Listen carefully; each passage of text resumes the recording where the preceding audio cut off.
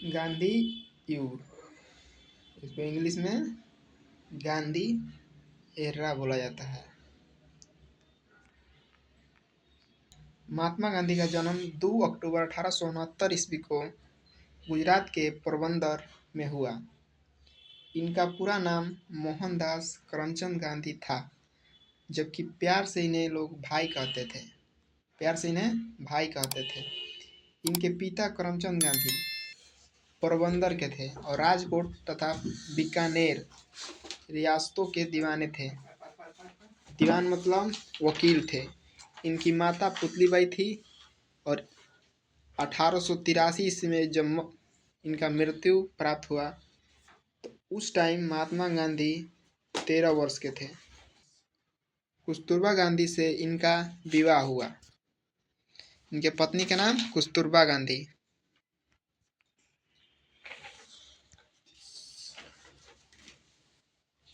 इनके 4 पुत्र थे, हरिलाल, मणिलाल, रामदास, देवदास तथा यमुना लाल बजाज को इनका 5वां दत्तक पुत्र कहा जाता था। गांधी जी की प्राथमिक शिक्षा राजकोट में हुई तथा उच्च शिक्षा के लिए 1887 ईस्वी में भावनगर के श्यामदास कॉलेज में प्रवेश किए। गांधी जी 4 सितंबर 1888 ईस्वी को अपनी उच्च शिक्षा बैरिस्टरी के लिए लंदन चले गए। बैरिस्टरी का मतलब वकील की पढ़ाई के लिए लंदन चले गए और वहाँ वकालत की पढ़ाई LLB पूरी करके बैरिस्टर बने, वकील बन गए।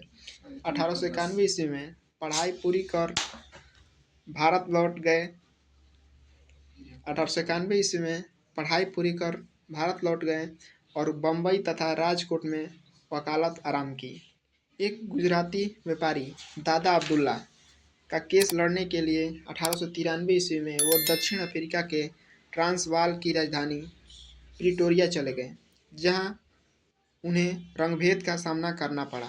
1894 में वहीं रहकर सामाजिक कार्य तथा वकालत करने का फैसला किया एवं इसी वर्ष नेटाल इंडियन कांग्रेस की स्थापना हुई। नेटाल इंडियन कांग्रेस की स्थापना 1894 ईस्वी में। भारत राष्ट्रीय कांग्रेस ने 22 मई 1894 ईस्वी को गांधी जी को सचिव पद पर मनोनीत किया, यानी सम्मानित किया। दक्षिण अफ्रीका में नेटाल क्षेत्र के समीप डरबन में पीटर मार्तिजर्ब स्टेशन पर उन्हें नीचे ढकेल दिया गया, क्योंकि प्रथम श्रेणी में भारतीयों और कुत्तों का जाना माना था।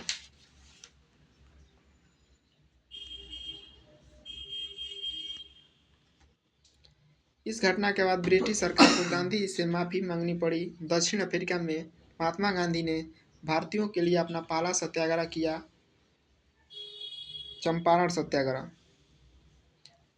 1896 के मध्य भारत आए, किंतु कुछ ही महीने के बाद पुनः अपने परिवार के साथ नेटाल वापस चले गए।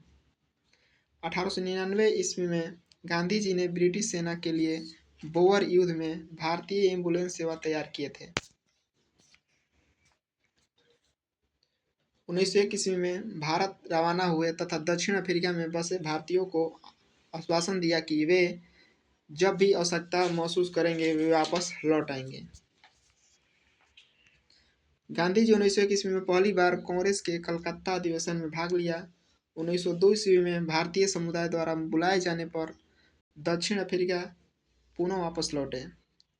1903 ईस्वी में जोहान्सबर्ग में वकालत का दफ्तर खोला।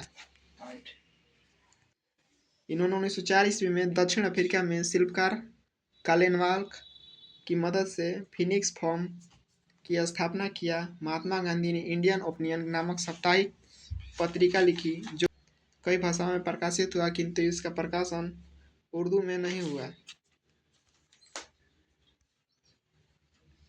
1906 ईस्वी में आजीवन ब्रह्मचर्य का व्रत लिया। एशियाटिक ऑर्डिनेंस के विरुद्ध जोहान्सबर्ग में प्रथम सत्याग्रह अभियान आरंभ किया। 1907 ईस्वी में ब्लैक एक्ट भारतीयों तथा अन्य एशियाई लोगों के जबरदस्ती पंजीकरण के विरुद्ध सत्याग्रह। 1908 ईस्वी में सत्याग्रह के लिए जोहान्सबर्ग में प्रथम बार कारावास दंड आंदोलन जारी रहा तथा द्वितीय सत्याग्रह में पंजीकरण प्रमाण पत्र छलाए गए, पुनः कारावास दंड मिला। जून 1909 ईस्वी में भारतीय पक्ष रखने हेतु इंग्लैंड का रवाना हुए और नवंबर में दक्षिण अफ्रीका से वापसी के समय जहाज में हिंद स्वराज नामक पुस्तक लिखी। मई 1910 ईस्वी में महात्मा गांधी ने जोहान्सबर्ग के निकट टॉलस्टॉय फार्म की स्थापना की। 1913 ईस्वी में रंगभेद तथा दमनकारी नीतियों के विरुद्ध सत्याग्रह जारी रखा। द ग्रेट मार्च के नेतृत्व महात्मा गांधी के द्वारा किया गया,